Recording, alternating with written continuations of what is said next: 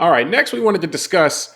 There were a recent piece today, or a recent piece in Vox that discussed and really pushed back on the. There was a study, this past year, over the past year, talking about ultra processed foods being bad for your heart conditions and everything like that, which I think a lot of people have been exposed to now. This idea of ultra processed food and the idea that it's not good for you. But included in that study and in the literature, and which made its way to some headlines, is the inclusion in that the meat substitutes like Beyond Burger, Impossible Burger, all that kind of stuff as ultra processed, and so therefore putting those into this unfavored status. And there was this article pushed back against that, and so forth. And so we wanted to have this discussion just in terms of one. The kind of association, one of the points that's made in the article is that the association between ultra processed and unhealthy is so much there that if you put anything in that category, then you're automatically basically insinuating to somebody that that's unhealthy.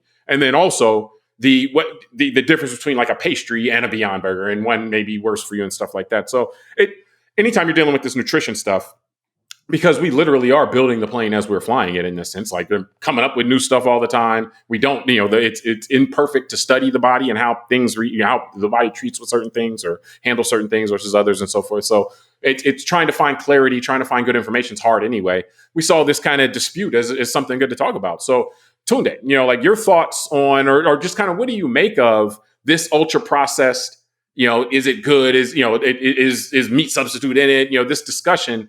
And whether or not it's unfair to include meat substitutes in ultra processed when we're warning people about donuts and pastries and veggie straws, so to speak. Yeah. No, I think this article is great for the reasons we're going to discuss. I mean, because you're right, there's so much going on in terms of information about nutrition, about the body, about how the body processes nutrition, but food and other things, both natural foods, right, that come from the earth a certain way. And then I don't want to use the term unnatural because I know it's all, for consumption, but like you said, processed foods, things that have been put together that aren't found that way in nature. Let's put it that way. But are still digestible and a human can eat them. What this article did, I thought it was a great job, was showing how a lot of times the studies themselves can be confusing. And so the ability for journalists to report on them becomes even more confusing because a journalist is really just taking research and reporting on the research. Well, but then also, though, remember, there is the idea that maybe the journalist comes in with a bias as well, they take something from a study that technically is there, but then what they emphasize in a headline may be misleading in terms of what the overall study, if you drill down in all the studies. But so you select a headline and you create an impression that's technically accurate. It could be a quote from the study, but that quote out of context means something totally different. No, it's true. And I think that was one of the examples here was that plant-based, like you're saying, to me, that does sound like Beyond Beef or Beyond Burger or one of those kind of things. But in the study, what they were citing was a majority of the food were actually things like you said, pastries, cookies, donuts, things that just hearing that like an Impossible Beyond Meat Burger versus a donut, one can assume, like you're saying, that, okay, the stuff that's going into the Beyond Meat Burger is probably, I'm just going to assume, is a little bit healthier than the empty calories and the sugars and all that stuff that's going to dominate the donut. Well, that gets to the heart of it, though. It is that assumption. Exactly. We all come in with that assumption that Impossible Burger, Beyond Burger market themselves as healthy alternatives to meat. And so it's like this it's going head to head. But it's even is this deeper process, or is this a healthy health food? Yeah, and that's what I mean. It's deeper because it's a healthy alternative, but what is it? You're right. Because all right, I kind of get it what the donut is. It's crap, right? It's not flour. A healthy alternative to fruit. Yeah, it's sugar. it's enriched flour. It's yellow dye number 2 and red dye number 3 to make the icing. All that kind of stuff. Yeah, which is all unhealthy and all that. I don't really know what's in the Beyond Meat Burger. I want to hope it's something good, but I'm also trusting the system, right?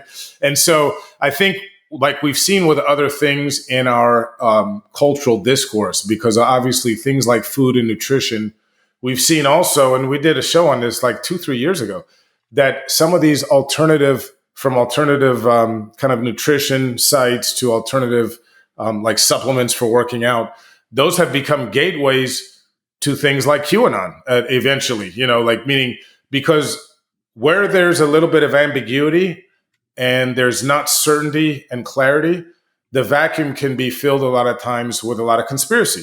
And so there's the idea that the government's putting all this stuff in the food, or these big bad corporations and all this stuff. And so as I hear myself speculating on not knowing more what's in a donut from Dunkin' Donuts than I do from a Beyond Meat burger, which I'll consume, there's a lot of room for, well, what's in that Beyond Meat burger? You know what I mean? Is it even healthy? Is it something real? Is it plastic? Is it, you said something very interesting that I have to jump on. And that is that you're going to have to just kind of trust the system, in terms of the Beyond Burger, the Impossible Burger, whatever. And I don't think that that's actually what you're doing, because what you're actually doing, if you're going to consume that, you want to go that direction, you're trusting their marketing more than anything, because this dichotomy has been obvious to me for a while. And that's why this story really hit home with me, because it's really what it is that when it comes to your dietary choices, if you're trying to make good ones, there's several masters that you could be serving, and so in all of those masters, none of them are really kind of, this takes care of everything, so to speak. Like, it's like, okay, I want to eat healthy, so to speak. So do I need to minimize meat? Well, what's wrong with the meat? Do I need to eat fish? Oh, okay. Well, is it that the meat inherently is bad, or is it that people generally overconsume meat? Or is it that the meat that we eat or we have access to is raised in ways that make it unhealthy? We don't know. So it's like, okay, well, let's just do this meat alternative. And it's like, well, with meat alternatives, these meat substitutes, if it's different, if you want to say you're vegan and just say, okay, I eat plant foods, that's one thing. But if you say, no, I want to have the burger experience, then you kind of, you could stay vegan, but it's like, okay, well, you are going into the realm of processed food at that point, because these Beyond Burgers, Impossible Burgers, I don't think it's unfair to call them processed, because they're very far removed from the natural state, so to speak. If you're talking about tofu and things like that, then it's a little bit different. But these commercial products that are made to actually mimic and appear and taste like something else, like that is kind of what processed food is. And so if you want to serve the master of no meat, then you have to make certain compromises in terms of what you're going to eat from a processed food standpoint. Or if you say, okay, I'm only eating natural stuff, then you got to be careful with, like, okay, so this natural stuff, does that mean they can spray it with pesticides its whole life and then you wash it off and say, okay, it's all good? Or anything like that. So, and that gets to the organic piece, so, okay, is organic healthy, or is organic not healthy, or is it more to it? So the desire for, and this is where you get to the thing with headlines, the desire for simplicity or kind of basic rules of thumb is difficult, because there's all these different masters. Do I want to avoid pesticides or toxic pesticides, chemical pesticides, or do I want to avoid meat? Or do I want to only stay as close to whole real foods as possible? Do I want to eat paleo, only stuff that people ate, 20,000 years ago? Or like, there's all these different masters you can serve. And the problem is, or the thing is that for the most part, nobody can promise you that any one of them can solve all your problems. Yeah. So it's like, okay, we're kind of navigating it through, and just kind of you go what feels right for you, or what you have good results from, or something like that. I guess maybe one exception would be the Mediterranean diet, which has shown a lot of benefits and over a long-term period. But, like, that's more of the exception than the rule with a lot of things that were marketed. Well, I think that's something we probably all need to accept the reality of, that there's no perfect answer for everything, because we're human beings and our bodies are constantly corroding and dealing with entropy, the reality that we're going to die at some point. And all of us at an individual level are a little bit different. So we're all going to be susceptible to certain individual realities, even though we're within a larger system where, there are certain things, like, it's like this conversation about vaccines and all this stuff. Yeah, 100% of the people out there, maybe there's 0.3% that are affected negatively by a vaccine, but a decision was made that for the greater good, we should, this vaccine is still okay for the larger population. But as individuals, we should all look and be vigilant about how each of these things affect us, and food and this nutrition stuff is no different. Yeah. One of the things that, as you're talking, though, makes me realize, and I want to jump into a little bit of the actual study, because just for the audience, this article, which we'll have in the show notes, there were 118,000, they're pretty exact, 118,397 people studied in the UK. And what's interesting is this study was done a few years ago before Beyond the Impossible Burger and Beyond Meat products were even the available on the shelves. I believe. The current iteration. So, and what happens is, and this is what I want to get into. I want to read this because it goes back to what we're talking about. The media and the fight for information. The headlines. It says, I'll quote here: plant-based meats were virtually absent from the study. Just 0.2% of calories across the sample came from meat alternatives. 0.2% on 118,000 people. However, this is how the Washington Post headline: new research found eating plant-derived foods that are ultra-processed, such as meat substitutes, fruit juices, and pastries, increase the risk of heart attacks and strokes. New York Post declared, quote, vegan fake meats linked to heart disease, early death. And that hits me very interesting after this year, because as I've shared on the show, different discussions like this, and obviously with you personally, I suffered what they consider a mild heart attack in April of this year. And I've had stress tests, cardiac catheterization, CT scans, all that stuff in the last 6 months. I've learned a lot. I have advanced artery disease. I've got blockage of 30 and 40% in 2 arteries in my heart, and I'm 46 years old. So the cardiologists say I'm a little bit young to be having this. It's probably hereditary, all that. So when I read headlines like this, to me personally, it really sticks out now more than it would have just a year or two ago. And that's what I mean, that I don't know what the New York Post motivation is, but to sit there and have a headline that says that, that it's specifically these alternative meats that are causing strokes and heart attacks, when the study says just 0.2% of the calories in this study from 118,000 people came from processed meats, there's a disconnect there, right? And my thought is, this is where, again, we got to be careful with these vacuums of information, because there's a lot of different competing interests. Like you said about the bias of a journalist. Yeah. There's a lot of ideological just thoughts and fights over things like meat alternatives to non-meat alternatives, just like there's a lot of ideological hand-wringing over things like the climate. Yeah.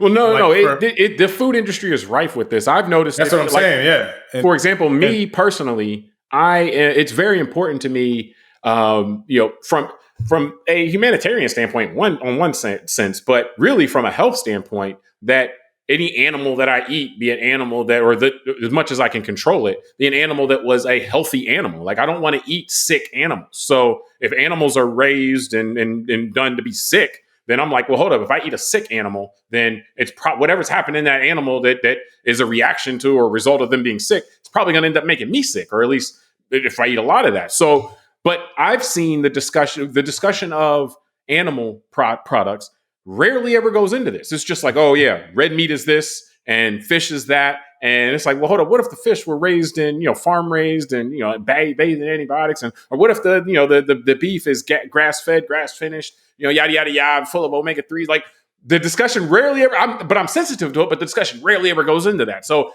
yes, the kind of either the bias or the kind of information that is appealing to the person who designs the headline or writes the article, because they're looking for clicks a lot of times. Like, when you look at the incentive structure of everybody, it's not an incentive structure that's set up to get us the best information or the best food. The food industry can't be trusted generally. They're just trying to make money. And if we die 10 years earlier than we should, or if we, end up having a much lower quality of life, that doesn't really affect their bottom line, as long as we keep buying their stuff until we die, because there's another round of people coming. It's like that. So, it's like the health insurance industry. Yeah. And so, like, I'm not saying that has to be abolished, but I'm saying you do have to kind of go through life with a certain level of vigilance. Maybe we just don't have anymore. Like, if somebody dropped a person in the wild and said, okay, survive. Now, assuming they had the skills and the ability to do so, they would approach a lot of their surroundings with vigilance. They would be like, okay, yeah, let me make sure if I'm going to eat something, let me go slow. I don't know if this is going to kill me, anything like that. If I'm going to go to explore a new area, I'm going to do it, kind of carefully and everything like that. We don't live life we generally speaking in our society don't live life with vigilance anymore. It's just like, okay, yeah, this is here. Sure, I'll eat it. So I think that if we don't have that vigilance anymore, then while nature and the what happens in nature naturally may not be taking us out, but the people with a profit motive might, because we don't have the level of vigilance we need, because you probably need more vigilance now than if somebody just dropped you in the middle of the wilderness somewhere, because there are a lot of people looking to take advantage of you at all times. The way you say that makes me visualize when I walk my dog. For the audience, I got a chocolate lab, so when I'm walking him, and there'll be like a dead frog that was hit by a car, and the dude will just start, he'll just eat it, or somebody's trash. Yeah. Just like, that's what I feel like when he said it. Like, and that's how we are when we go to the grocery store. When we go to the grocery store, it's red. Oh. Yeah, exactly. That's why they put formaldehyde on the meats and all that to make it redder, right? Because I guess that's the primal thing. Oh, it looks good. Yeah. So just to wrap this up, though, like, I do think that you raised a good point as far as how the information on how this, because that's really what the article pushed back on, is this kind of, hey, if the way this was presented to the public wasn't representative of what the studies, and they even talked to the authors like, well, yeah, like they read the headline tone, they're like, well, no, that wasn't what we were saying, so like there's that breakdown, but I know also, if you read carefully in the article doesn't make the case that these things are healthy, like these meat alternatives. It doesn't say, okay, here's all the studies that say that, over 10 years you eat this kind of stuff and your body is going to be just fine. It doesn't, which is, I think, fair, like it's not trying to mislead you necessarily in that way. But at the same time, it's like, okay, yeah, you explained all this time on why the people who were saying this stuff you should be cautious of were over their skis a little bit. That may suggest to someone that who's maybe kind of reading again without the vigilance, like, oh, well, that means that that means the inverse. If it hasn't been proven that these things are horrible, then that means that they're good. And it's like, well, no, that just kind of keeps it in the neutral category where we're gonna learn. We're gonna, over time, we're gonna see how building the plane while we're flying. We're gonna learn. If it tastes good, though, we'll accept that it's fine. For sure. Just like when I walk my dog, that frog down the road tastes looks good, so smells good, tastes good. Like that's as far as it goes. But I think we'll wrap this topic from there. Please check out our earlier topic today, and we got one more coming today. So we'll see you then.